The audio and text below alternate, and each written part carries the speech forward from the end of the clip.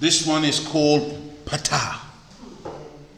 And Ptah, for those of us who may not know, is the Egyptian god of creation.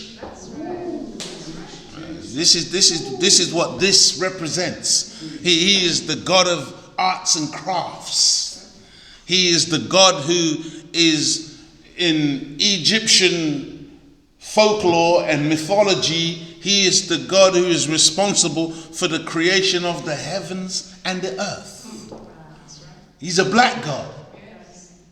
Sometimes Ptah is depicted as having green skin. Why would you depict him as having green skin? Green, representative of nature. A natural man to the earth. You see, he's got a blue skull cap on. What's the meaning of that? Why a blue skull cap? Again, brothers and sisters, see, the blue represents the heavens above. You look into that blue sky, the totality of the heavens, blue. That's why he wears a blue skull cap. See, he's holding within his arms that which is a religious symbol, which is the ankh, which is the symbol of life.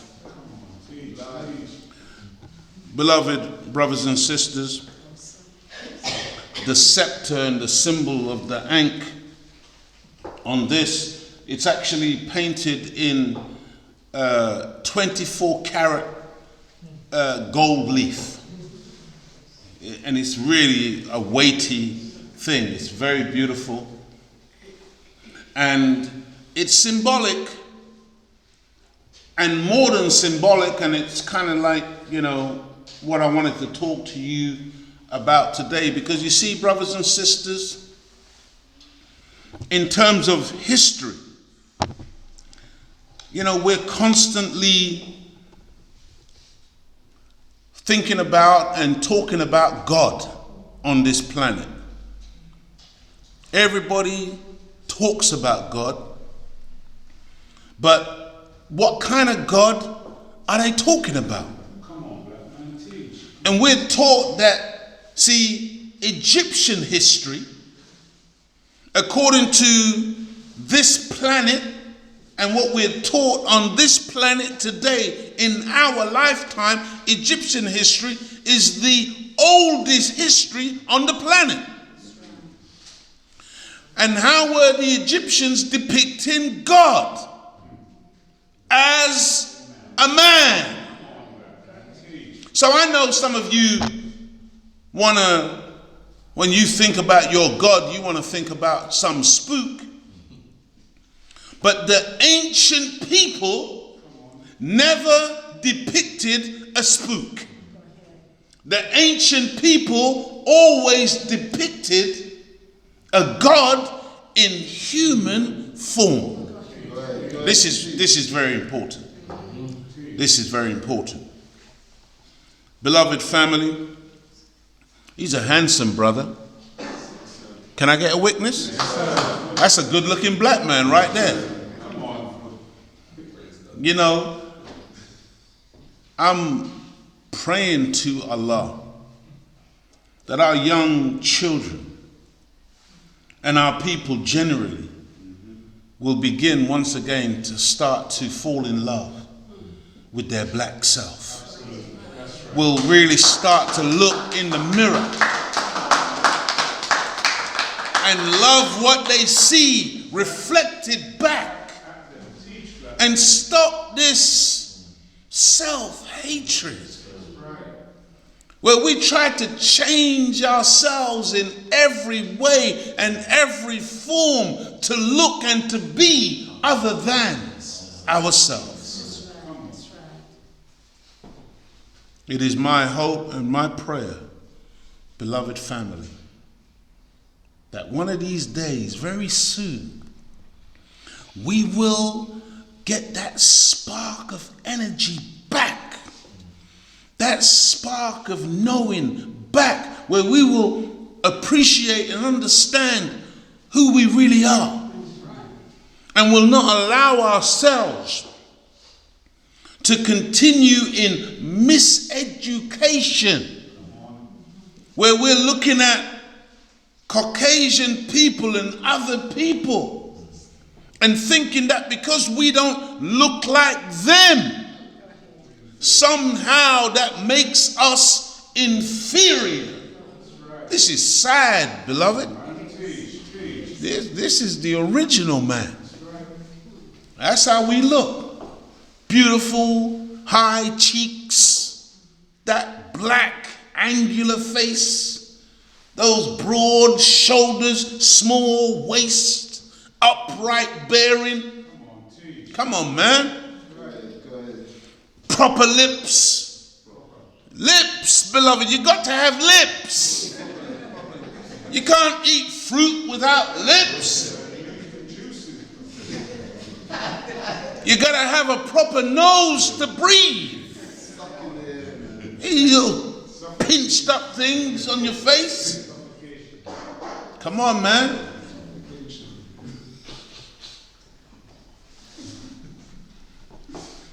It's a handsome brother. There's a man by the name of George Stanley, who is an American sculptor. And this is the man that MGM, Metro-Goldwyn-Mayer, employed to design that which is now called the Oscar. And where did he get the design? He went to Egypt and he looked at the original Ptah sculpture. And see, to show you the different nature and character of people, our brother is holding a scepter with the ankh, which is the symbol of life. But the Oscar, he's holding a sword, which is a symbol of death. And even the famous cross that our Christian brothers and sisters today wear, that cross, according to the history of Christianity, came about as a result of the Roman Emperor Constantine taking a sword and holding the sword by the blade upside down and holding it up in the air and saying, with this sign we do conquer. At the time of Jesus 2,000 years ago, there was no such thing as anybody walking around wearing no cross. The cross was the symbol, or the cross was the instrument of death used by Romans to execute people. Crucifixion was a way of killing people by nailing them and hanging them from a object that was shaped vertical and horizontal, and the hands and the feet would be nailed to that instrument, and the people would hang there and suffer until death. Teach the word. Teach, black man. Come on. But today, we think that's the symbol of a religion. Where do you find that cross? Go to the graveyard, because it's a symbol of death. And I know some of you will be upset now hearing that, and because you love the cross.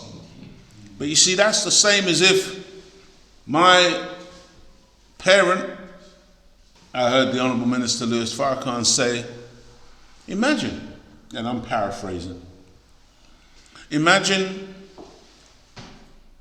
somebody takes a .38 caliber pistol and kills your relative, member of your family. Are you really going to go out to the local jewelers the next day and say, could you make me up a gold .38 caliber pistol emblem or pendant that I can wear around my neck in commemoration and in memory of my dead relative? Come on, brothers and sisters. Think about it. Why would you wear the instrument of death around your neck? the Honorable Minister Louis Farrakhan teaches us from the teachings of the Most Honorable Elijah Muhammad that God is not a spirit, God is not a spook, God is not a ghost. God is a real, live, human being. I just want that to sink in. God is a real, live, human being. Differing, this is the Honorable Minister Louis Farrakhan, differing from us only in that he is supreme in knowledge, wisdom, understanding, and power. But he's a human being. I know we have fallen so low that we can't imagine a human being like that, but at the same time, beloved family, who is it that you look up to? Any of you in here looking up to goats? Any of you in here looking up to, well, I guess you would look up to a giraffe, but that's only to do with its height. You're not looking up to it in terms of its knowledge, wisdom, and understanding, and its ability to demonstrate a superior intellect or quality of mind than yourself. We look up to other human beings. We follow other human beings. We come from other human beings. The human being is the supreme manifestation of life on planet Earth. And by the way, just going back to our brother's blue skull cap here, they say that one of the names that they give to the planet on which we live is the blue planet. The blue planet. When you're out in space and you look back, it looks blue. But again, when you get into the planet, it's not blue. Because it's a gas, an element known as ether that surrounds the planet that gives it the look of blue. But when you try to reach that blue, you can never find it. That's how you look in the deep blue sea. And then you go into that ocean and you pick up some of that blue water and there's no blue. You look in the blue sky and as high as you go trying to reach that blue, there's no blue there, beloved family. Because blue is the color of deception. And the blue here is because we have been deceived as to the capacity and the capability that lies within the head of the human being. Teach, brother, teach. That which comes out of the head of the human being, the ideas, the thoughts, the power, the energy contained within this. You're looking at a human being and you think, you're just looking at some man or some woman. Oh man, you're looking at so much more. So much more. This teaching, beloved family, that God is a man, the Honorable Minister Louis Farrakhan said to us that when they heard this teaching, Muslims became upset. Those in the Islamic world were bitterly upset. Still are bitterly upset. Christians, bitterly upset. And many other people who just cannot fathom this notion, this idea of God being a man.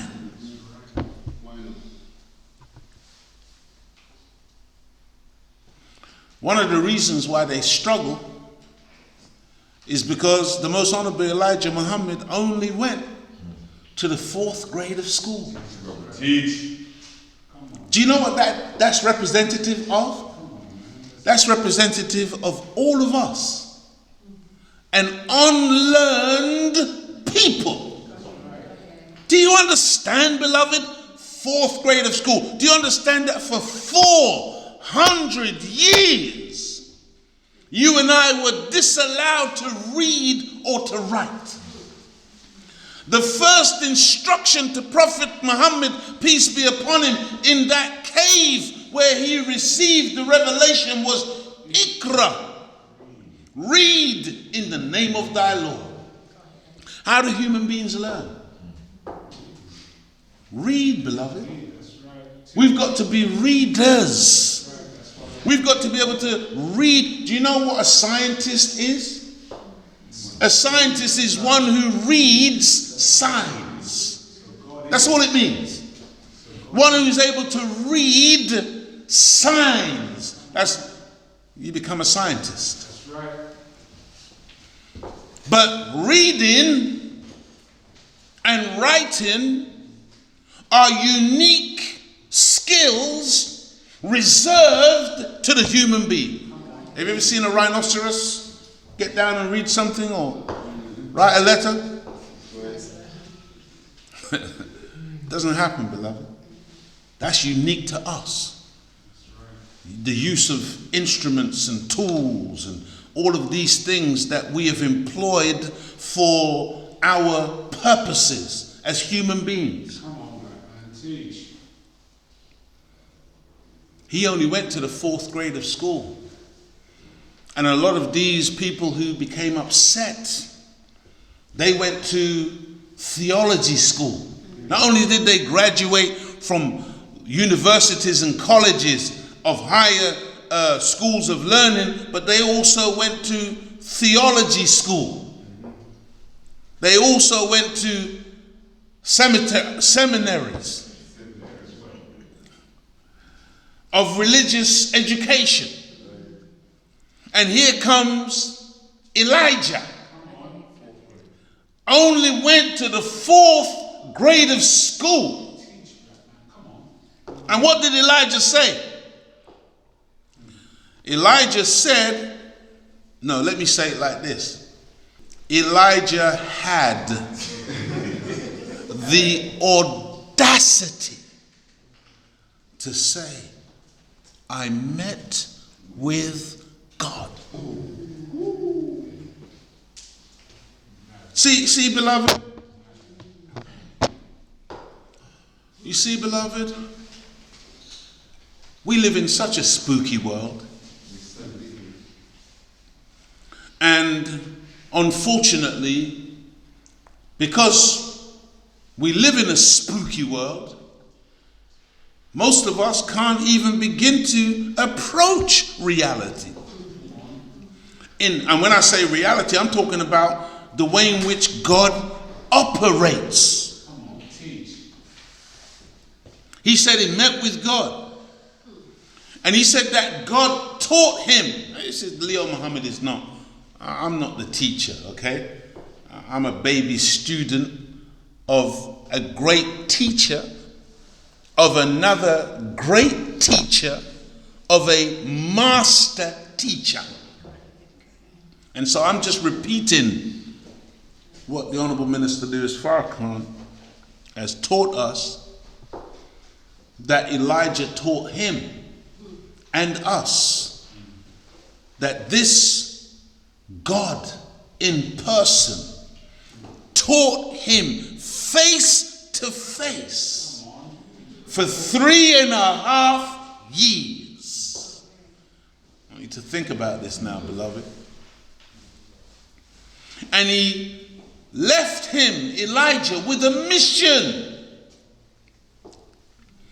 to raise black people from that condition of mental death and destruction. to raise us from a condition of ignorance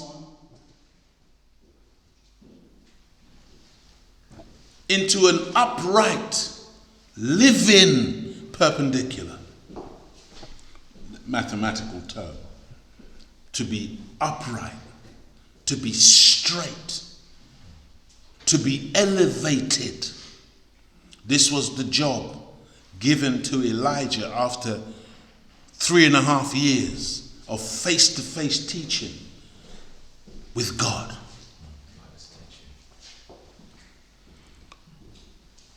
When he made these announcements, the Honorable Minister Louis Farrakhan said that he was laughed at. I want you to hear me. He said that he was mocked.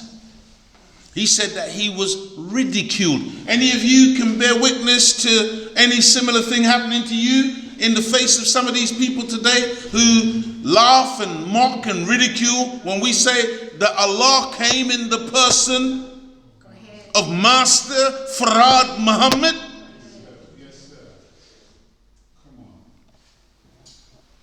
But who were the people laughing and mocking? The Honorable Minister Louis Farrakhan said it weren't the white man. Mostly our people.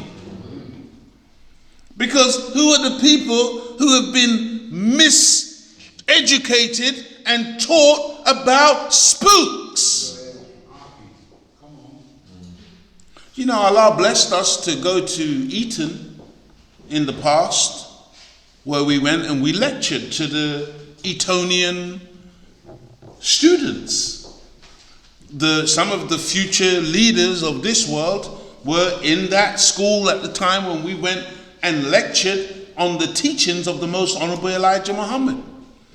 And when we finished, they stood on their feet and they gave us a standing ovation. And they asked questions and we gave them answers in the questions and answer session. And we didn't see no laughing and no giggling and no mocking and no scorning. They took what we had to say very seriously.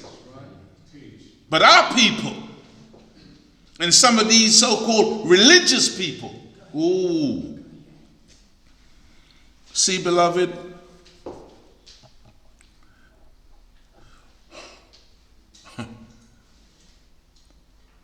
the President of the United States of America, when the Most Honorable Elijah Muhammad was teaching what he was teaching about God and the identity of God, and the white man decided to go to war, a world war, the President enacted what's called an executive order to remove the Most Honorable Elijah Muhammad from the streets of America, to stop him teaching the teachings during their time of attempting to propagate a war.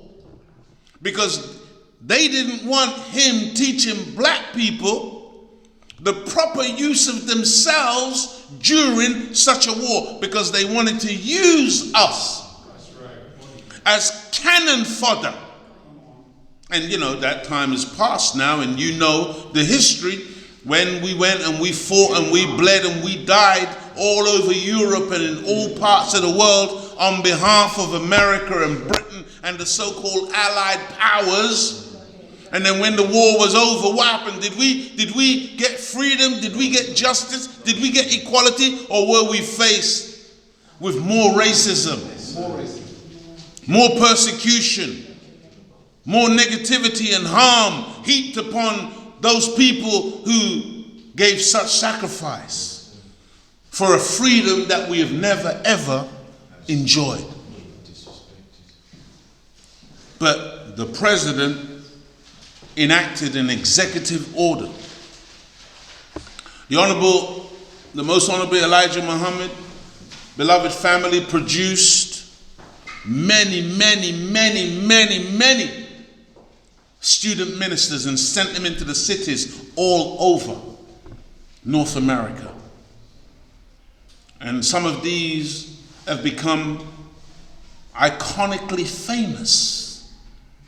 I'm talking about Brother Malcolm X, who many today want to claim, but if you would have been around at the time of Brother Malcolm, you wouldn't have claimed him. You would have been running away, just like many of you are running away today from the Honorable Minister Louis Farrakhan.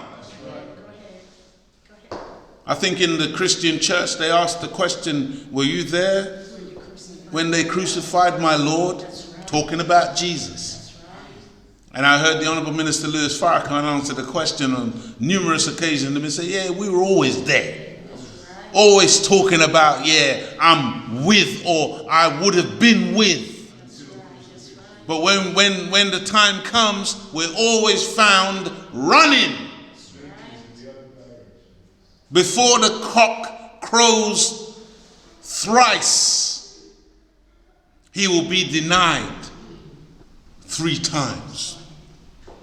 This is the real, beloved family. This is how we are. They want to claim Malcolm today.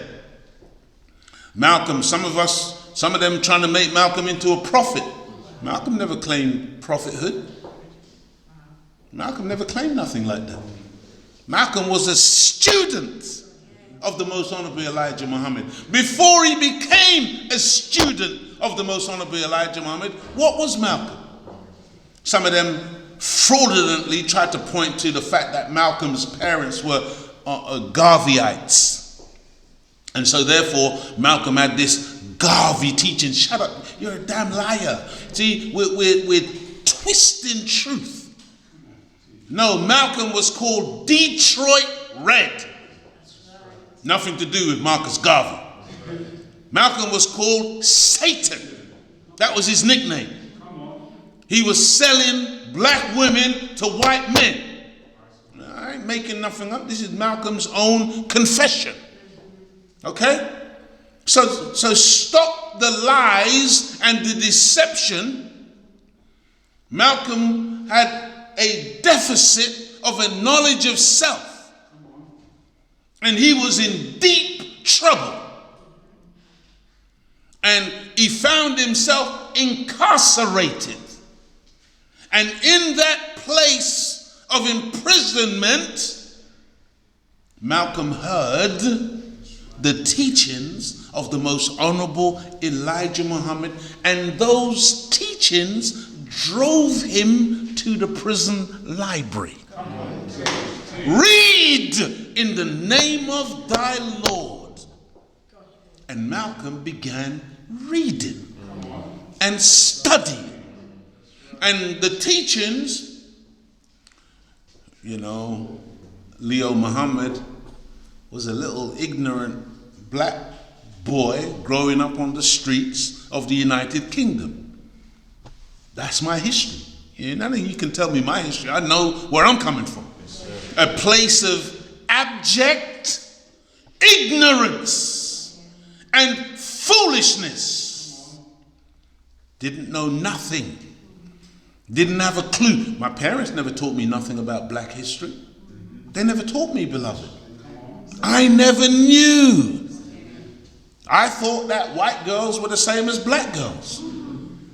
I thought black people and white people were exactly the same.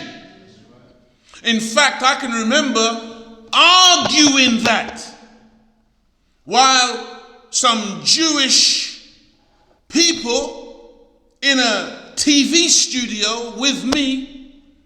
Can anybody remember the Kilroy show? Yes, sir. I was on the Kilroy show. Kilroy. Yes, sir. Kilroy. Kilroy Silk was his name. I went on his show. It was a chat show. And I was defending integration. And the Jews on the show were saying separation. I want you to hear me. And the Jews on the show were talking about blackbirds fly together. Sparrows fly together. Bluefinches fly together. They don't mix. This was the argument of the, and I'm saying no. They're all the same. That was the level of my ignorance.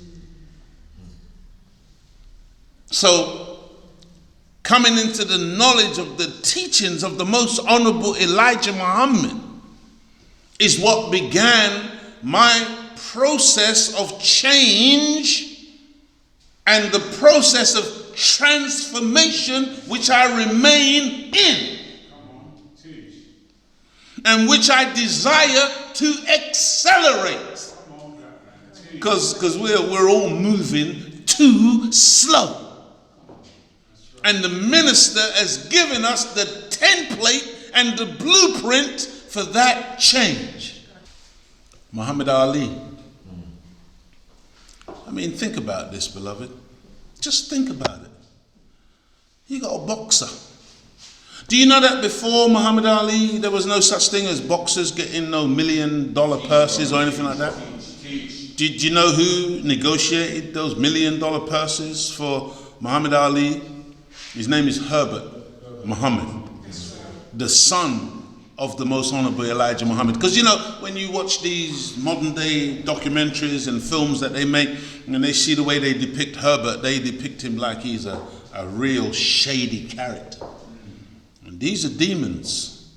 These are demons. And all of it is aimed at depicting the most honorable Elijah Muhammad in a dark light. Not in a black, powerful light, but in a dark, shady, twisted light. Muhammad Ali was Cassius Marcellus Clay. I mean, just think about that. Cassius Marcellus. These are two Roman names. And clay being a description of the earth. But the most honorable Elijah Muhammad said, no, brother. Your name is Muhammad Ali. Muhammad being one who is worthy of praise and one who is praised much, and Ali being the most high. The most honorable Elijah Muhammad is the man who fashioned the X. And every single one of us in the nation of Islam, one of the first processes we go through is to get our X. So what you need to do is stop saying Malcolm X if you hate the nation so much, and say Malcolm Little. But don't say Malcolm X. Don't put no X there, because the X comes from us. Malcolm, the original, one of the original X-Men. And if you may think Hollywood just plucked that out of the air. No. Well, they know what they're talking about. Some men with some unusual powers. X-Men. All praise is due to Allah. Because X represents the power of the unknown. What's the unknown? The power of God. Malcolm X. He got that from us. He got that from the teachings of the most honorable Elijah Muhammad. He got that from the nation of Islam. Muhammad Ali. It was the day after he beat Sonny Liston at the age of 22 years old to become the new heavyweight champion of the world, the youngest at that time ever to achieve that goal. And in the months leading up to that fight, he had been studying the teachings. And he was brought into the nation of Islam by our illustrious brother, Abdul Rahman Muhammad the Rock. Another one of the great student ministers in the teachings of the most honorable Elijah Muhammad. The man who, when the Honorable Minister Louis Farrakhan was teaching, you could hear his voice in the background. Farrakhan! I think he's from the deep south in America. Beautiful brother. But he was the one who fished Brother Malcolm in to the nation of Islam. Muhammad Ali into the nation of Islam. And this Muhammad Ali, I think it was, what was the name of the boxing commentator? The famous one in this country. Is it Harry Carpenter? I think it's Harry Carpenter who, in his book, I think the book was called Boxing, the Hardest Game. And I think in that book, he said that Muhammad Ali is so famous that you could take him up in an aeroplane and drop him via parachute anywhere on planet Earth. And wherever he lands, he would be instantly recognized. That's fame. That's how well known this man became. And he was called and voted numerous occasions the greatest sportsman ever. Not only was he a great pugilist in the square ring, but as a fighter, he had something in his mouth to say. And those of us who grew up in the 70s in the United Kingdom, seeing no black people on television. When that man would come on the television, my God, everything would stop. We would drink in every word. And the words that the man was sharing weren't no lightweight words. We never heard a black man talk like that. And again, this is a man who only went to, I think, the 12th grade of school. Malcolm X only went to the 8th grade of school. We're talking about the most honorable Elijah Muhammad, and we're asking the question, who did he meet? That's right. Come on. Who did he meet? We got people today writing to myself, and some of you, if you look at the videos that we put out and you see some of the comments, you know, my God. When you read some of these comments from the people, you have to ask yourself the question, because this ain't about the greatness of any of the students. You have to wonder about that teacher, because in 2019, the little baby students of the teachings of the most honorable Elijah Muhammad still shaking up the planet. Still shaking up the planet. Still injecting within the people a spirit and an energy that, if embraced fully, can transform their life. Where did that come from? Who did he meet? Come on, man. We have to ask that question, beloved family. And then, of course, the greatest of all the students. I've said this before, I have to say it again because it's important. Because it's unfortunate, but many of us, we can't give a pure word. We have to contaminate the word with our own ego. And we think that the word revolves around us, as opposed to us revolving around the word. But the Honorable Minister Louis Farrakhan is not like that. What did the most honorable Elijah Muhammad say about him? He said, he will get you across the river. And when he gets you to the other side, he won't say, look what I have done. He will say, look what God has done.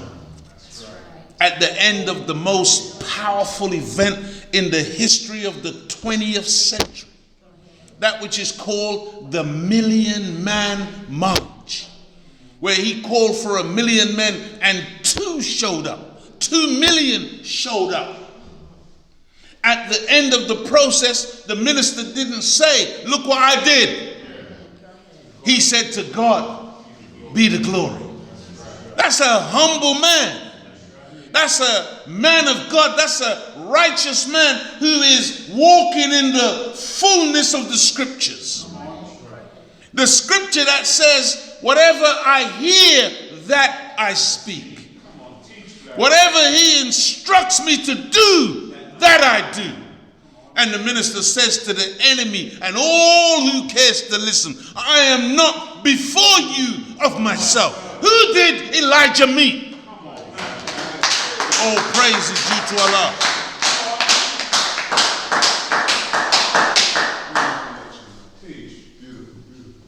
Most Honorable Elijah Muhammad in 1930s, 1940s, 1950s. Remember, in the year 1955, black people were still being lynched in the most despicable manner.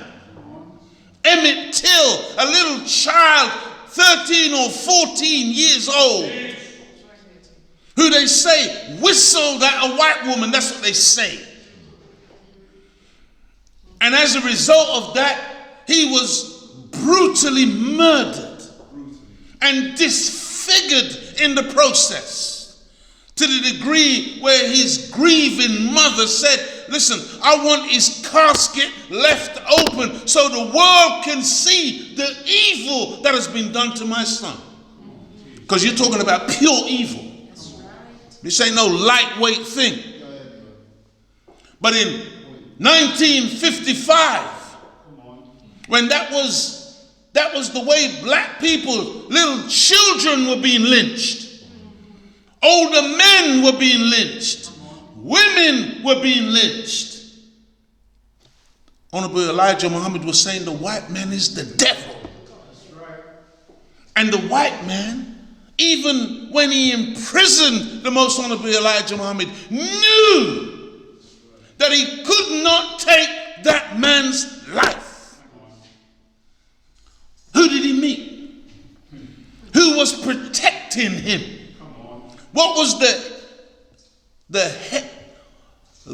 hedge? What was the hedge that was put around him? Come on now.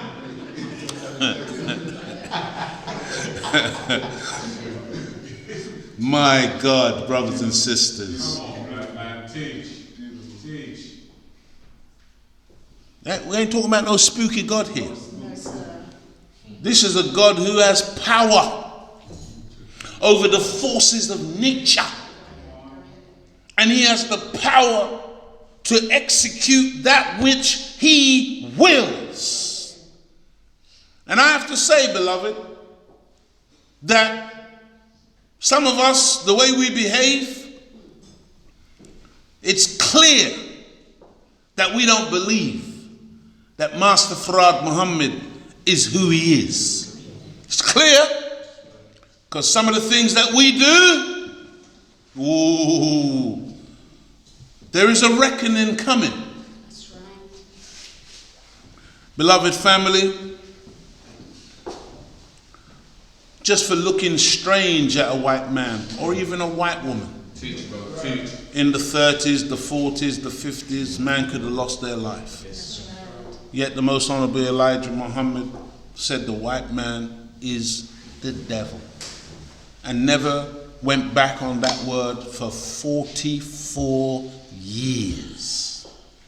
And you got to understand, when they produce documentaries that, like the hate that hate produced, and they were depicting the Nation of Islam as this cult-like organization that was full of hate, and they were trying to ferment all of this negativity around the teacher and the teachings, yet the messenger just went right on.